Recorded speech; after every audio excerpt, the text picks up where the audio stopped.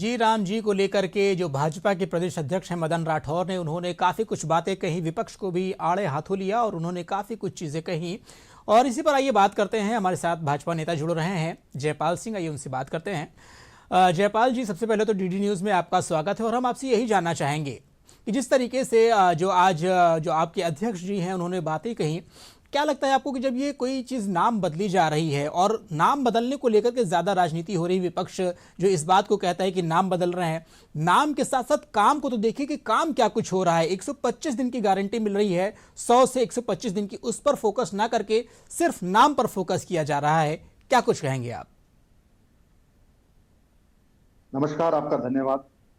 आज जैसा माननीय राठौड़ साहब ने कहा, माननीय अध्यक्ष जी ने कहा जी कि विकसित भारत रोजगार और आजीविका मिशन की गारंटी ग्रामीण यानी वीबीजी रामजी अधिनियम 2025 के बारे में, क्योंकि मैं कहना चाहूंगा कि लम्हों ने खता की, सदियों ने सजा पाई।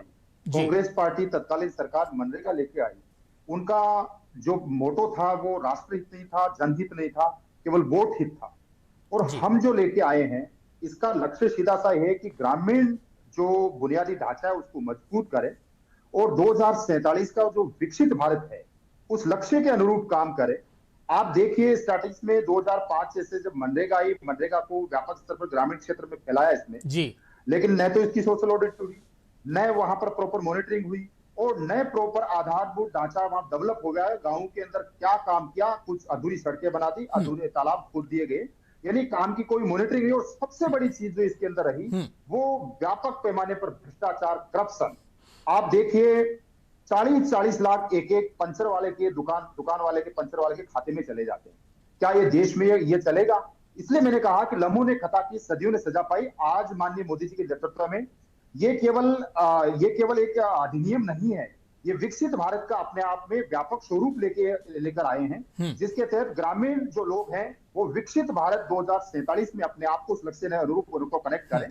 जयपाल जी, आपसे ये भी जानना चाहेंगे कि जैसे अगर नाम बदलने को लेकर इतनी जो पीड़ा विपक्ष जाहिर कर रहा है, अगर हम पूर्व में जाते हैं तो कई बार जो है कांग्रेस सरकार में भी काफ़ी योजनाओं के नाम बदले गए।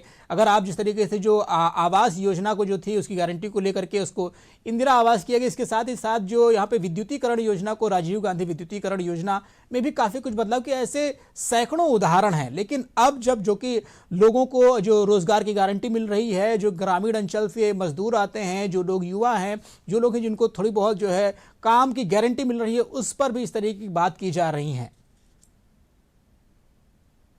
देखिए, कांग्रेस पार्टी को विरोध करना है। अब चूंकि आप इसी योजना को देख लीजिए, आप ये पहले जब योजना थी तो राष्ट्रीय ग्रामीण रोजगार मिशन था जी। इसको बाद में इन्होंने जवाहर रोजगार मिशन योजना डाला, फिर नरेगा हुआ, फिर मनरेगा होगा। तो नाम तो इन्होंने चेंज किया। आप देखिए जब राष्ट्र हित की, देश हित की बात आती है, जनहित की बात आती है, तो आप मोदी जी ने जो अभी किया, आप देख लीजिए कितने चीजों का नाम चेंज किया है। वहां वो दूसरे भारतीय जनता पार्टी के नेताओं के भी हो सकते थे। बिल्कुल, उन्होंने लोक भवन किया, राजपथ का कर्तव्य पथ किया, बिल्कुल काफी कुछ चीजें इस ओर इशारा करती है। ये सिर्फ महज एक राजनीतिक एजेंडा है विपक्ष की तरफ से जो इसको उठाया जा रहा है, काम पर फोकस नहीं है। एक आखिरी सवाल आपसे और लेना चाहेंगे जयपाल जी, क्योंकि जो प्रदेश अध्यक्ष हैं उन्होंने अपनी बात में जो 28 जनवरी से विधानसभा का सत्र भी जो है शुरू होने की बात कही है, उसमें यह भी कहा है विपक्ष को कि आप तथ्यों के आधार पर सवाल कीजिए सदन के अंदर। क्या कुछ लगता है ये बात कहने की नौबत क्यों आई और इसकी किस ओर इशारा है ये? देखिए, कांग्रेस पार्टी ने जब पिछली बार जब सदन चल रहा था तो दादी को लेके और पूरे विधानसभा को उन्होंने डाइस तक पहुंच गए और सदन जो डाइस है, डाइस पर हाथ उठाया उन्होंने और फिर उन्होंने बड़ा प्रदर्शन किया दादी को लेके।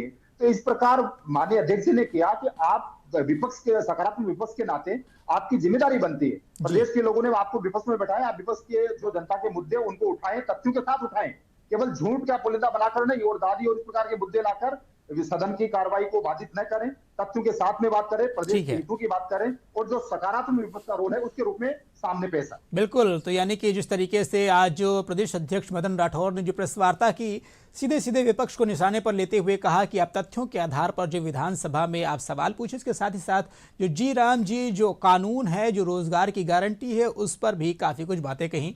बहुत बहुत धन्यवाद जयपाल जी हमसे जुड़ने के लिए और अपनी बात रखने के लिए।